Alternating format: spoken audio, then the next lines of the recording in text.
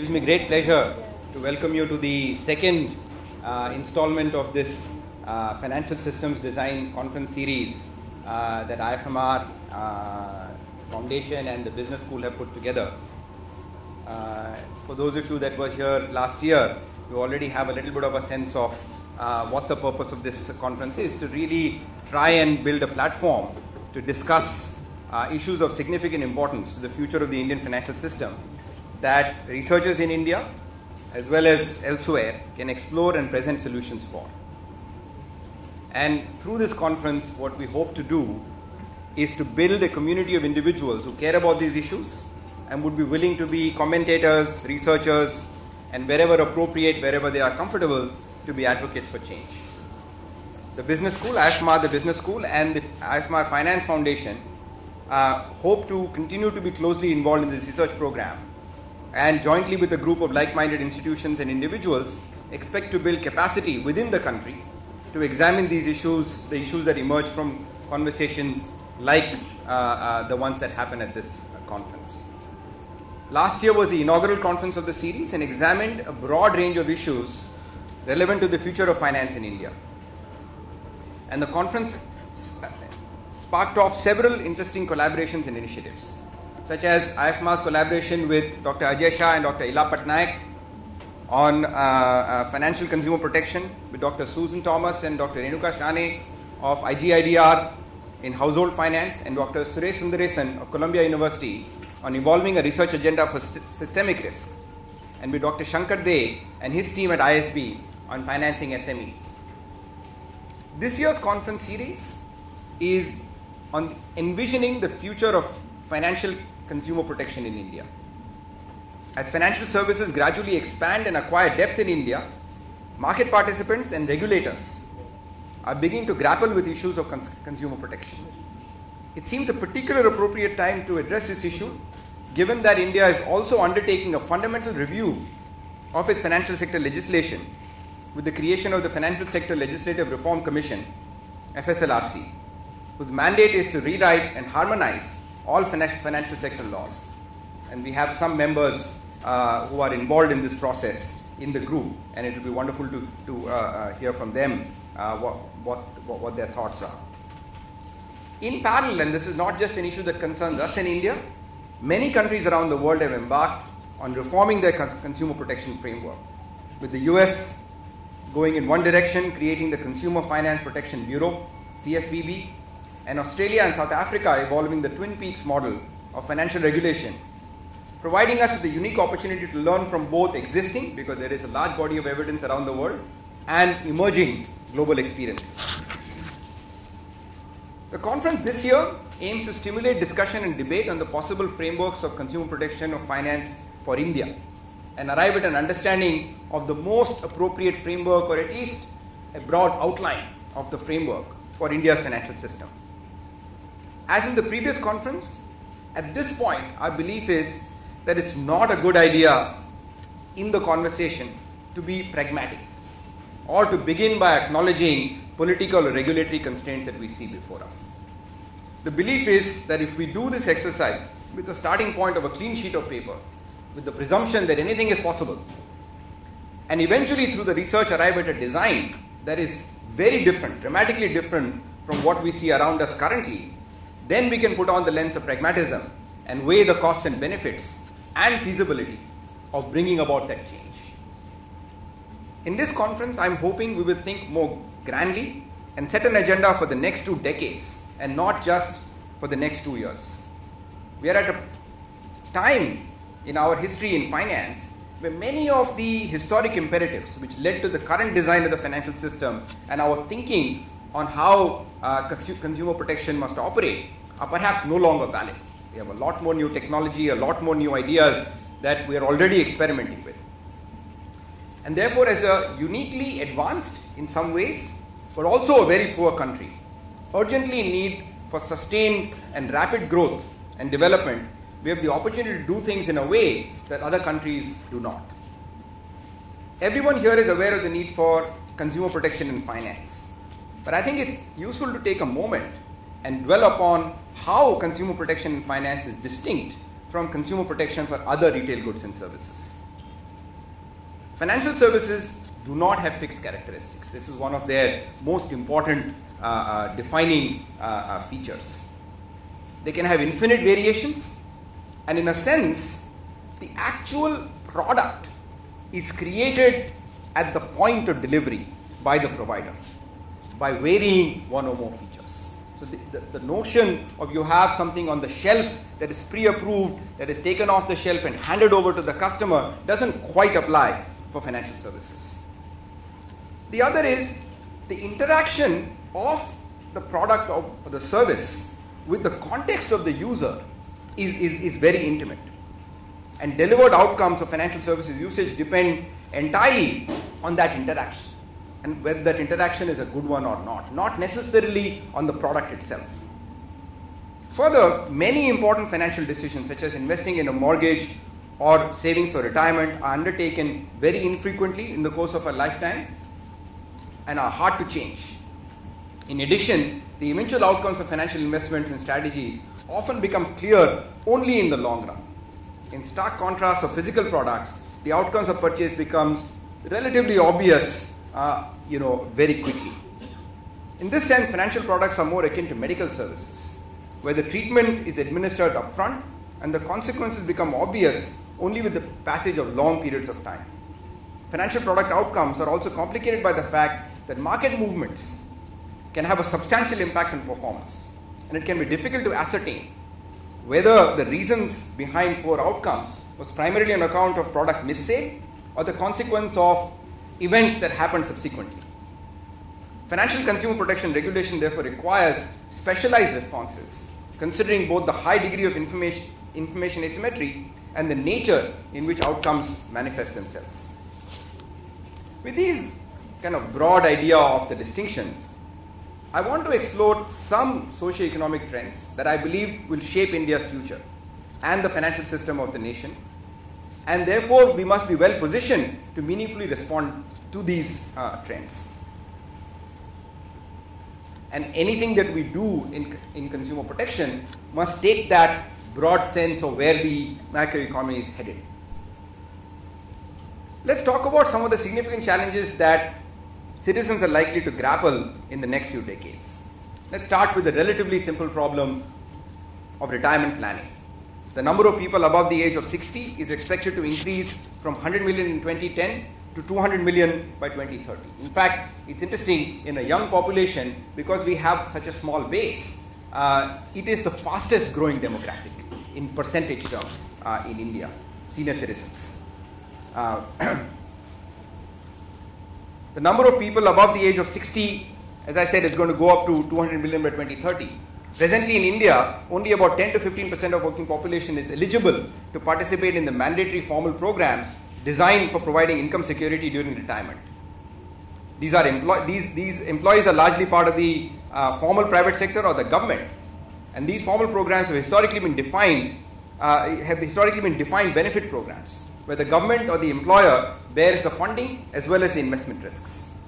In contrast to this, many countries, including India is now making an attempt, have moved to defined contribution programs, in which the pension is fully funded by the value of the assets accumulated rather than by the government's annual revenue expenditure for the year. In 2009, very much in that broad direction, the government of India launched a new pension scheme as a social security measure for their own staff, and later extended it to people in the broader audience, largely focused in the unorganized sector, as a defined contribution scheme. The feature of defined contribution schemes is that they shift the risk away from the government to individuals. Right? And the question that we have to now ask is that a shift that is appropriate given the complexity of the task ahead of the individual? The task of retirement planning is extremely complex, and given the implied need to predict consumption, inflation over long periods of time under defined contribution schemes, the challenges now faced by the consumer become much more severe. And one could argue that the individual customer is not really well placed to absorb these risks. I'm not arguing that the government is better placed, but clearly there is something that needs to be done to think about how these risks need to be managed at the individual level. Another area in which I'm more involved right now is the whole issue of financing healthcare. India has very high out-of-pocket expenditures at the point of service, and in large part this is because there are low levels of insurance coverage and low levels of prepayment. This leaves consumers somewhat high and dry to manage planning for life cycle as well as catastrophic health expenditures, and exacerbates the earlier problem of retirement planning. In fact, increases in life expectancy because of rising incomes and a general improvement in living standards makes the problem of retirement as well as health even more complex. To take one statistic, since 1995, annual inflation based on the wholesale price index has ranged from 1.7% to 12%, with a mean of 6% and a standard deviation of 3%. This high level of volatility around inflation implies that households face uncertainties around real income and real returns. In that environment, the absence of instruments such as inflation index bonds, REITs, other products, for the average household, even routine savings and investment decisions become extremely complex ones, because what exactly is the set of returns that you are actually working towards when you save money? Given these trends, the question we must ask ourselves, what kind of a financial system does India need to meet these challenges? And what are the implications for financial innovation, public policy, and certainly the topic of the day of customer protection? One of the questions I want to revisit is the issue of, this notion of how does one think about, for example, the idea of simplicity. This will come up again and again in the conversation through the day. Taking a product that a real financial product that we all are aware of. Let's imagine a financial institution that offers fixed interest rate 30-year home loans. Right? We don't have quite 30-year home loans in India, but 10 years maybe. But for the moment, keep in mind a 30-year loan. On the surface, this is a simple and easy to comprehend product. Right? Given the relatively low levels of home ownership in India and the aspiration around ownership, this is a financial product that has, as we all know, a fairly strong demand. Is this, however, a good financial product in its current form and appropriate for everyone? Can the sales process, therefore, approximate a standardized process for all customers? I would argue that one may want to pause a little bit before concluding that this is indeed the case. Let me argue to you why. The fixed rate is nominally fixed and transfers inflation risk to the borrower, while for several, the income and the value of the home are both inflation linked. Can the provider provide fixed real rate loans by shorting an inflation index bond at their end? Second, by borrowing and buying a house, the consumer takes on a leveraged long-term position on real estate. If the consumer's cash flow are even somewhat volatile to begin with, adding leverage to it greatly exacerbates the experienced volatility and might impact the consumption in a bad scenario. And the very famous subprime crisis that we see in the US, in part, is a consequence of something like that happening. What if there is a big shock to real estate prices in the future? Does the borrower have the ability to lay off this asset price risk through a Case-Shiller style macro security? Third, the housing loans and housing needs of the consumer need to be viewed in the context of the global portfolio of the customer. If this is a customer who has reasonable financial wealth but very little real estate exposure, this may be a very valuable diversification. For another consumer who already has a high exposure to real estate, this exact same product would appear to be a bad solution. And I can go on, and hopefully you will see in some of the conversations and discussions, this is an issue that comes up for a lot of debate in the work that we do on the ground with low-income consumers. Anand here worked with the ministry in Delhi to try and persuade them that the focus of ownership housing for low-income households is an extremely bad idea. You are forcing households into leveraged positions on homes that they actually, it's not a good portfolio choice for them. So why are you surprised that a slum dweller given a slum redevelopment home into a fancy high-rise immediately sells it and goes back to the slum? He's making actually a very efficient portfolio choice as far as his asset allocation is concerned, right? And what we really need to think about in this context, partly about how do you protect the consumer in the sale of home loans, but more at the public policy level on rental markets. You know, my understanding of all great cities, London, Beijing now, are evolving on the basis of massive rental housing projects, not ownership housing projects. What I'm, what I hope to do with this little example is to kind of demonstrate to you that simplicity as an approach to financial services design is not such an obvious idea. Right? The question is simple for whom? And in what way do you measure actually simplicity? A product like a fixed rate home loan transfers a lot of risk to the consumer while making the life of the provider and the regulator simple. In fact, sometimes I worry that the lot of attention we are paying to financial literacy and consumer education, is it an attempt by providers and regulators to shift the blame to the customer and to say, now you're educated, I can now sell you whatever I want to sell you without worrying about my responsibility. In our view, the function of finance is to solve problems. We want financial providers to incorporate features such as inflation protection, asset price insurance, perhaps in the basic home loan, so that it makes it more suitable to customers' reality. We like to use the analogy, Bindu and I actually wrote a paper with this title in the Wall Street Journal called Finance as Noise Cancelling Headphones, some time ago. Because the picture we wanted to leave with our readers was finance must give households a smooth and a growing net income stream and cancel out noisy shocks in their daily lives.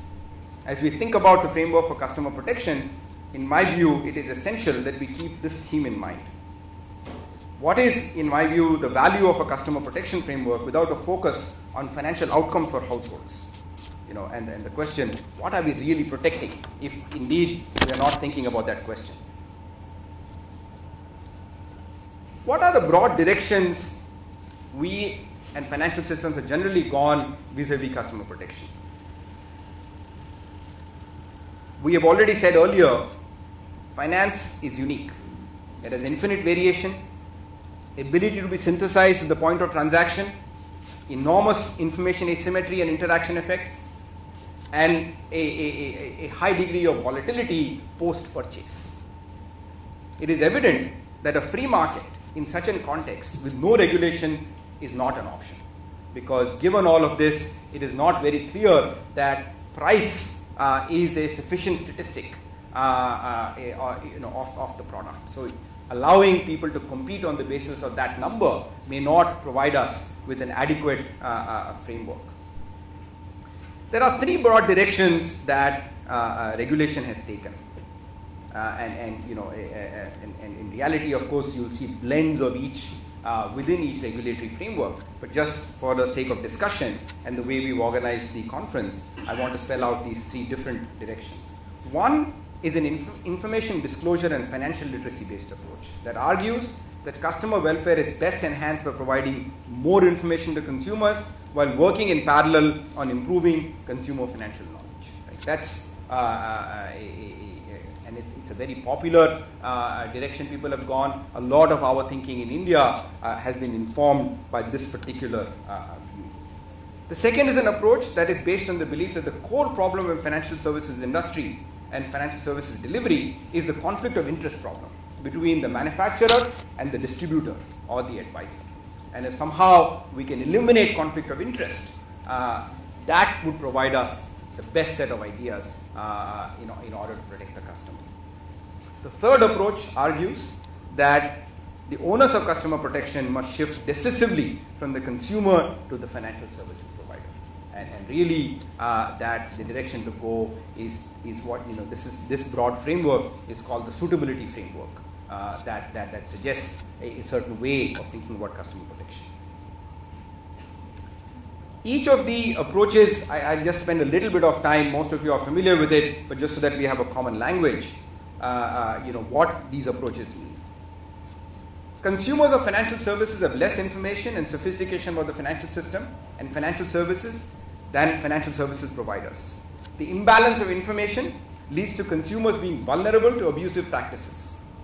Disclosure is seen as a way to handle this information gap between providers and consumers by providing as much of information as possible in an understandable way to consumers. Information disclosure pertains to product terms including pricing, risk factors, and provider conflict of interest. The view is that removing these information gaps is critical to promoting good customer choices.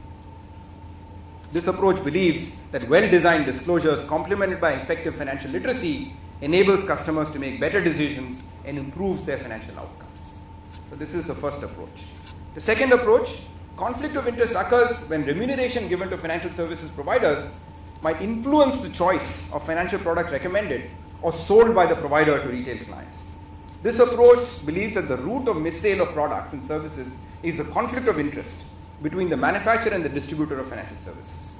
It attempts to align incentives of the provider within a financial service provider or across providers involved in developing and delivering services with those of the customer and not of the manufacturer of the product. The solution often proposed to contain this conflict is to separate the roles of advisor and agent, as in the case of Australia, so that the advisor is compensated only by the consumer and the agent is compensated only by the manufacturer. Of course, this paradigm in some ways has come to us from investment product markets. In credit products, it's a little bit harder to see how this will actually properly apply, because credit, as you know, and something we will discuss hopefully later, is actually a trade going on. The agent is buying credit risk and selling a cash management product. Right? So it's not entirely obvious that the separation, that paradigm applies directly, though I'm sure with effort, if we like this approach, we can find a creative way to solve for it.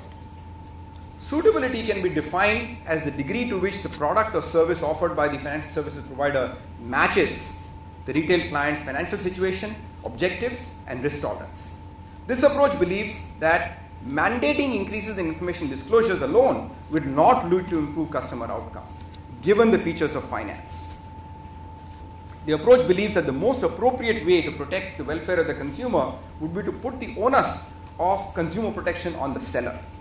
The seller must be held accountable for the service provided to the buyer by ascertaining whether the product sold or the advice given is suitable for the buyer, considering her needs as determined by the seller using its expert judgment. Right? And certainly somebody like me who comes from a corporate banking, treasury background, this is actually familiar language, because this is exactly how we are supposed to interact with our consumers in the corporate market. And sometimes, as a new entrant to the retail financial services industry and the financial access industry, I'm puzzled that to the corporate we offer this level of financial protection because we think that the corporate may not be smart. Right? However, to the consumer, we are taking much more a menu-driven approach where we are saying, you figure it out. I don't know what is going on in your life. I don't care. Here are my set of products. I will inform them to you exactly what I'm selling you. You have to decide what is the right answer. In reality, as you can all guess, any customer protection framework could have and perhaps would need to have elements of all three approaches. However, in this conference, we have deliberately chosen to debate each of these approaches as distinct choices for the Indian financial system. And it is true that philosophically, though, one would have to make a choice as to where does one put the weight of thinking. In my view, to be agnostic between these three approaches is probably to get the worst of all three out there. One would have to debate what is the idea. For example, if one went with suitability, one would still have to go for informed consent. When you go to your doctor, right, he doesn't give you a tome of surgical procedures and say, here are the choices, you figure out what you want.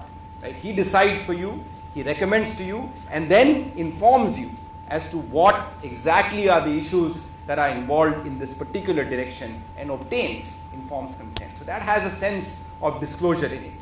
Even in the medical industry, we are quite anxious that the prescription pharmaceutical industry is perhaps too closely linked with the physicians, right? And we are constantly trying to separate the two. And one of the ways in which the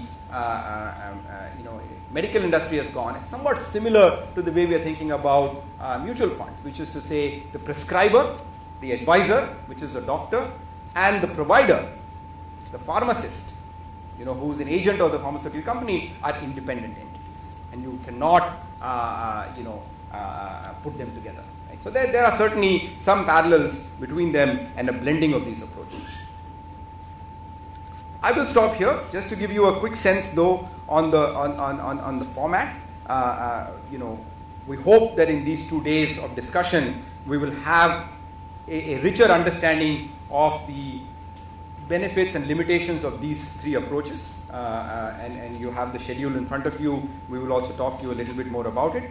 The way we have thought about this is, for each approach, we have 2 speakers who between them will try and highlight both the academic and the research perspective on this, as well as the market perspective for each approach. After each of these presentations of each approach, we will engage the participants, have a discussion, and then move on to discussing the next one. Given the very small and carefully chosen group, the conference is designed to encourage conceptual conversations and a free exchange of views. I can assure you that the views expressed in this conference will be strictly confidential, and any audio or video extracts that are taken will be used only for knowledge purposes, and that too with prior consent of the people featured in that specific extract. So I would urge you to forget about the fact that outside this room there are people who might have views on your views. On behalf of the IFMR Finance Foundation and the IFMR Business School, I want to thank all of you for making the time for this important discussion. I hope that with these 2 days, we will arrive at some concrete directions for financial consumer protection in India. Last year, for example, a similar conference that we did in financial systems design, I certainly thought was extremely valuable, and the feedback that I got from participants, that it gave them an opportunity to step back from whatever that they do on a day-to-day basis and really ask the question from first principles, what were the right answers for India. I think the last year's conference, the agenda was so broad and the issues were so broad that I think we left that with a sense of there are interesting questions that we need to research further. I'm hoping that this year, with a much more well-defined set of questions, we may have a sharper insight into where we need to go.